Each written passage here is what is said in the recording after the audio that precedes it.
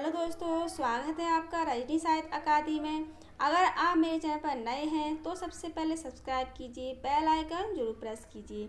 तो मित्रों, आज हम आधुनिक काल के भारतेंदु युग के अत्यंत महत्वपूर्ण प्रश्नोत्तरी करने जा रहे हैं।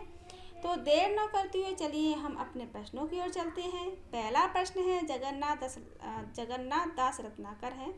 क्या थे? काव्य भाषा, इनकी भाषा ब्रजभाषा है। काव्य की भाषा जो थी वो ब्रजभाषा है। गंगा अवतरण से इनको बहुत ख्याति मिली।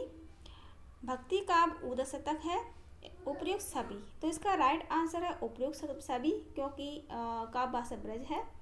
गंगा अवतरण से इनको ख्याति मिली है और उदय शतक इनका भक्ति काव्य रचना है। अगला प्रश्न है मैथिली गुप्त की पहली रचना कौन सी है? साकेत, यशोधरा, सिद्धराज या फिर जयद्रथ पद। तो पहली पूछा है तो जयद्रथ पद, क्योंकि इसमें साकेत है 31, यशोधरा 32, सिद्धराज 36 की है। जयद्रथ पद। आप बताइए कि जयद्रथ पद का समय क्या है?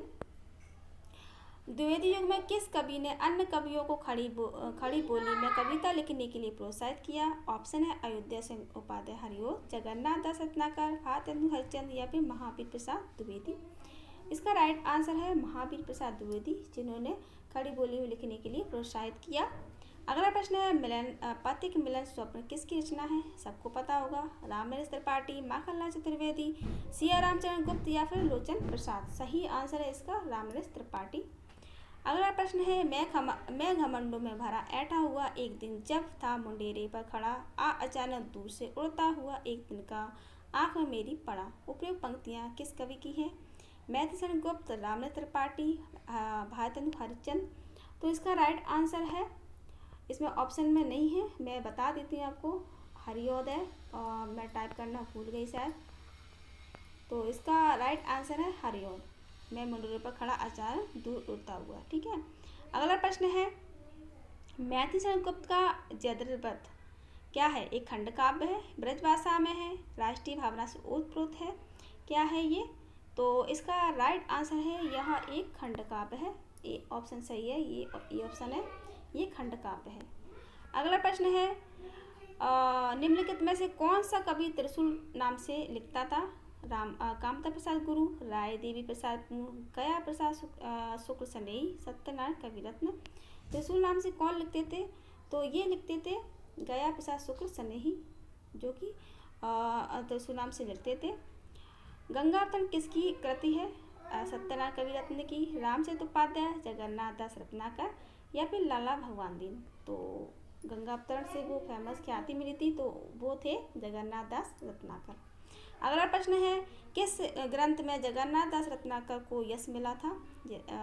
हरिश्चंद्र, उदय शतक, उपयुक्त दोनों, इनमें से कोई नहीं। तो उनको मिला था उदय शतक पर उनको यश मिला था, अर्थात उनको बहुत ख्याति मिल गई थी। प्रिय प्रवास महाकाव्य है, खड़ी बोली में प्रकृति वर्णन की दृष्टि से प्रशंसनीय है या फिर सभी। तो इसका राइट आंसर है उपयुक्त सभी।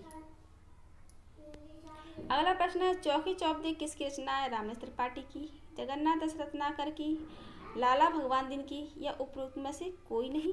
तो चौकी चौपदी किसकी रचना है? बहुत फेमस है, तो ये है किसी की नहीं। आप मुझे कमेंट बॉक्स में बताएं कि ये रचना किसकी है। अगला प्रश्न है प्रिय प्रवास का वर्ण विषय क्या है? मथुरा का कृष्ण का मथुरा प्रवास, सीता का करुणापूर्ण चित्र, राम वनवास। तो इसका राइट आंसर है कृष्ण का मथुरा प्रवास। अगला प्रश्न है अयोध्या सिंह उपाध्याय हरिओद की सर्वोत्तम रचना कौन सी है? वैदेही वनवास, प्रिय प्रवास, रस कलश या इनमें से कोई नहीं। तो उनकी बहुत फेमस रचना है प्रिय प्रवास। अगला प्रश्न है श्रीधर पाठक की देहरादून कविता किस दृष्टि से उल्लेखनीय है? प्रकृति चित्रण, ग्राम्य जीवन, नारी उत्थान। तो उनकी कविता देहरादून है, प्रकृति चित्रण उसमें दिया हुआ है। ये नया प्रश्न है, आप इसे नोट डाउन जरूर कीजिएगा। आचार्य महावीर प्रसाद द्विवेदी ने खड़ी बोली का परिष्कार किया, छायावादी कविताएं लिखी, प्रिय प्रवास की रचना की, बाल उपयोगी साहित्य लिखा। तो क्या किया था महावीर प्रसाद द्विवेदी ने? तो वो उन्होंने खड़ी बोली का परिष्कार किया था। सरस्वती नामक पत्रिका जिसके संपादक आचार्य महावीर प्रसाद द्विवेदी थे, कहाँ से प्रकाशित होती थी? काशी से, मथुरा से, प्रयाग से। तो इसका राइट आंसर है प्रयाग से। मित्रों, मैं आपका समय ज़्यादा खराब नहीं करना चाहती, आप प्रश्न को जल्दी जल्दी देख लीजिएगा और ऑप्शन भी अपना लगा लीजिएगा। भारतेंदु जी ने जो मुकरियाँ लिखी उसमें क्या था? धार्मिक पाखंड का पर व्यंग है, दिखावटी मित्रता पर व्यंग है, शासन शिक्षा की समस्याओं का मार्मिक चोट है, सामाजिक व्यवस्था पर करारी चोट है। तो उन्होंने शासन पर, शिक्षा पर मार्मिक चोट दी गई है, बताई है उसमें भारतेंदु की मुकरिया में। अगला प्रश्न है, भारतेंदु जी ने गंगा वर्णन में क्या किया? हास्य विनोद लिखा, प्रकृति चित्रण किया, व्यंग्य लिखा, रसिकता का परिचय दिया। तो इसका राइट आंसर है प्रकृति चित्रण दिया है उन्होंने गंगा वर्णन में। गंगा उनकी रचना है। अनुराग रत्न का रचयिता कौन है? श्रीधर पाठक, नाथूराम शर्मा शंकर, प्रतापनारायण मिश्र, बद्रीनारायण चौधरी प्रेमगन।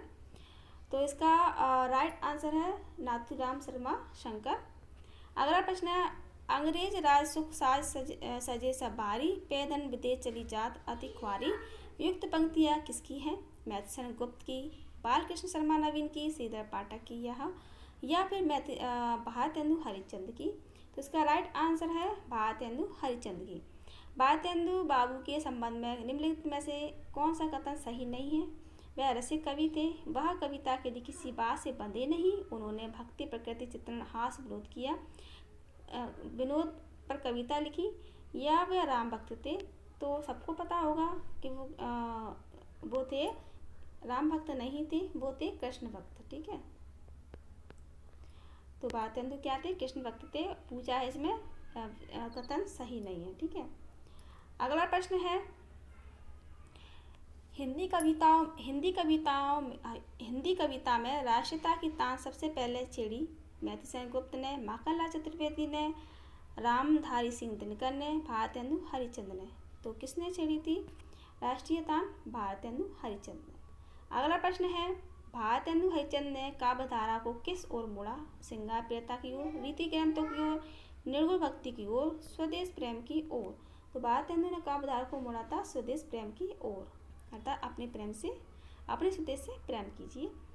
आधुनिक काल के काव्य में छायावाद आया, रहस्यवाद अपडेट हुआ, प्रगतिवाद का प्रचलन हुआ, उपयुक्त सभी को पता हुआ, उपयुक्त सभी इसका छायावाद भी आया, रहस्यवाद भी है और प्रगतिवाद भी है। हिंदी के आधुनिक काल के काव्य की एक विशेषता यह है, यह जनजीवन के साथ चला, इसमें करुण रस को प्रधानता मिली, इसे जीवन की विभिन्न समस्याओं और उनके समाधान को स्थान मिला। तो आधुनिक कालीन काव्य की विशेषता पूछी है, तो इसमें जनजीवन के साथ भी चला था, करुण रस की प्रधानता भी है, और समस्याओं को भी समाधान, जो समस्याएं थी उनका समाधान भी है। तो उपयुक्त इसका राइट आंसर है 25 नंबर का सभी। अगला प्रश्न है, हिंदी साहित्य का आधुनिक काल सामान्यतः कब से आरंभ हुआ? 1700 ईस्वी से, 1750 ईस्वी से, 1850 ईस्वी से, या फिर 1900 से। तो इसका हिंदी साहित्य के आधुनिक काल का सामान्य समय बताया है, तो इसका राइट आंसर है 1850। मित्रों, ये थे आधुनिक काल के अत्यंत महत्वपूर्ण प्रश्नोत्तरी। आपको मेरे यह प्रश्न श्रृंखला कैसी लगी? कमेंट बॉक्स में अपना फीडबैक जरूर दिया करें मित्रों। तो वीडियो को अंत तक देखने के लिए बहुत बहुत आभार।